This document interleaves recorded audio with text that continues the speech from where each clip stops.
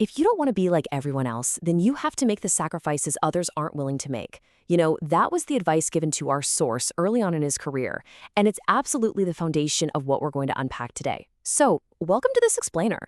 Today, we are demystifying the journey to wealth by looking at what you absolutely must avoid. We're going to break down 7 critical pitfalls, grouped into 5 key areas that trap so many people in this endless cycle of financial struggle.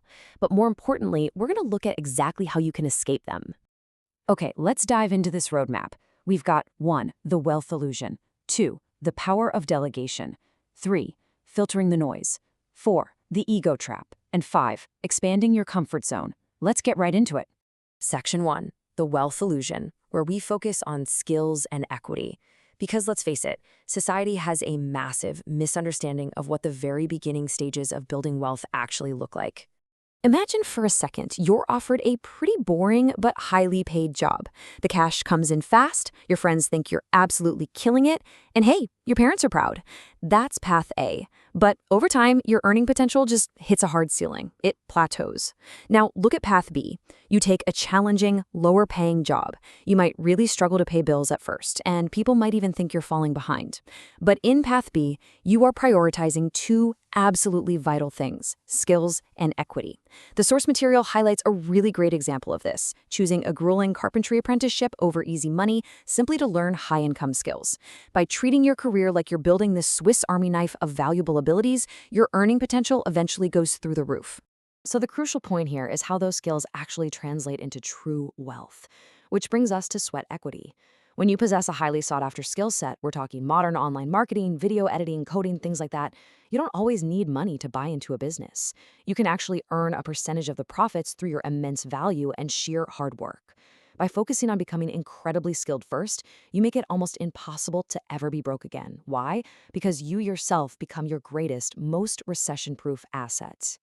But let's look at the flip side of this for a moment. Picture someone cruising through the sun-drenched streets of Dubai in a bright yellow Lamborghini, pulling up to a fancy restaurant and ordering a $500 steak. I mean, it looks like the absolute pinnacle of success, right? It kind of makes you want to start playing that exact same flexing game. But ask yourself, are they actually successful, or is this just a complete illusion funded by a very, very stressed out credit card? Now, what's really interesting about the data here is that the harsh reality hiding behind all that smoke and mirrors is quite shocking. A massive chunk of people living this so-called luxury lifestyle are secretly drowning in debt. In reality, 37% of Americans can't even afford an unexpected $400 expense. Think about that. 39% constantly worry about paying their bills, and a whopping 60% can't actually afford a new car. The trap here is trying to live like a king while you are still supposed to be building your wealth. To escape this, you've got to stop buying depreciating luxuries and start buying income-generating assets, like stocks or real estate that will eventually pay for whatever lifestyle you actually want. Moving right along to Section 2, the power of delegation. This is where we tackle that totally flawed, stubborn belief that if you want to be highly successful, you have to do every single thing entirely on your own. We all love the myth of the lone genius, right? But it's just that, a total myth. Take Elon Musk, for example. It's so easy to look at him and think he achieved everything single-handedly. But remember, he was part of the original PayPal team. When that company sold, that incredibly talented group of tech experts didn't just go off and work in isolation. No way. They leveraged each other's networks, investments, and advice to build massive companies. We're talking YouTube, Yelp, LinkedIn, and SpaceX. They're famously known as the PayPal Mafia precisely because they proved that you simply cannot outcompete a group of talented people working together. So how does this actually apply to you right now? Well, it opens up a massive opportunity. There's a whole generation of older, traditional business owners out there who realize they can't do it all themselves, especially when it comes to the internet. They are totally lost when it comes to online team management, digital invoicing, or web design. Bless them, they really are. If you can master modern all-in-one tech management platforms, you can be the exact talent they need to delegate to. Helping them bring their outdated businesses into the 21st century is a highly lucrative way to apply this power of delegation to your very own side hustle. All right, Section 3, filtering the noise. This is a deeply psychological trap, mainly because we live in an era where everyone has an opinion on what your side hustle, your career, or your life should look like. When you're pulled in a million different directions by friends, family, and your social media feed, you hit a serious roadblock called cognitive overload. Your brain literally just shuts down from having too many potential paths. And what's really tragic about this trap is that when you find yourself unable to take action, other people, and honestly, maybe even you, might mistake it for laziness. But you aren't lazy. Your brain is simply overwhelmed by the sheer volume of choices. To escape cognitive overload, you need a system that is ruthlessly simple. First, you set a clear end destination. You don't need to know every little detail, just a solid general target. Second, you work backwards from that goal to figure out your immediate next steps. And third, and guys, this is absolutely crucial, you drastically limit your inputs.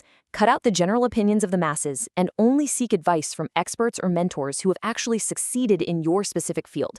You have to prioritize the quality of advice over the quantity. Now, let's pivot to some internal roadblocks in Section 4, the ego trap. Arrogance is a silent wealth killer. Why? Because an ego-driven person focuses entirely on the glamorous end goal and feels they are just way too smart to bother with the small, foundational steps required to actually get there.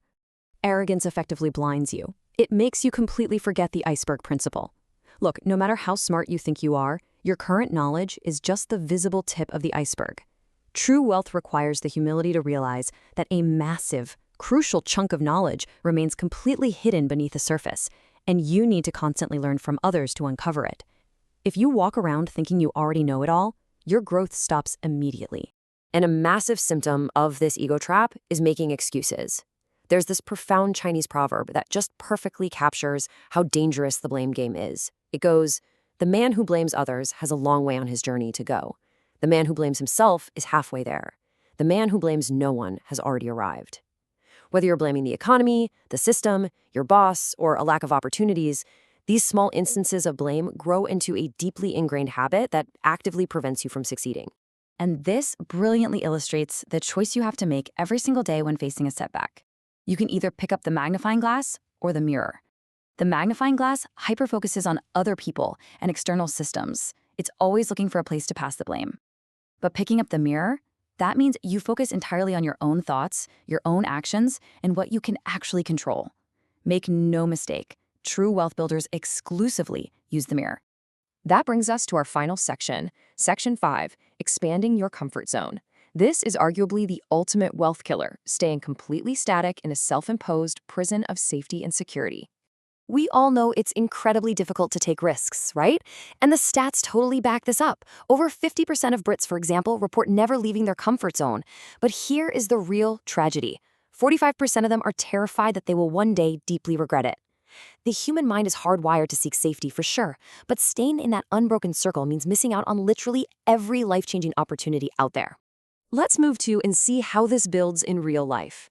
If we look at the personal timeline of our source, it becomes super clear that wealth isn't built in one giant leap. It's a constant, intentional pushing of boundaries. He didn't really fit into traditional schooling, so he stepped out of his comfort zone for a hands-on apprenticeship. Still wanting more, he pushed into side hustles. Then he took a massive risk, taking out a bank loan to start his own business. To expand even further, he flew all the way to China, navigating intense language and cultural barriers just to find manufacturers. And even after achieving massive financial success, he refused to stay static. At 53 years old, when he could have easily just retired quietly, he expanded his comfort zone all over again to start a YouTube channel to share his knowledge. The space you can grow into is infinite, but you have to actively claim it. Which leaves us with this final vital question. Knowing these traps, the illusion of flashy wealth, the danger of isolation, the paralysis of too much noise, the poison of ego, and the prison of the comfort zone, what is your next move going to be? Because building wealth isn't some secret lottery, it's a series of intentional, often really uncomfortable choices. So are you going to stay in the self-imposed prison of safety, or will you take just one step to expand your circle today? The choice is entirely yours. Thanks so much for joining me on this explainer. Keep learning, keep pushing, and I'll see you next time.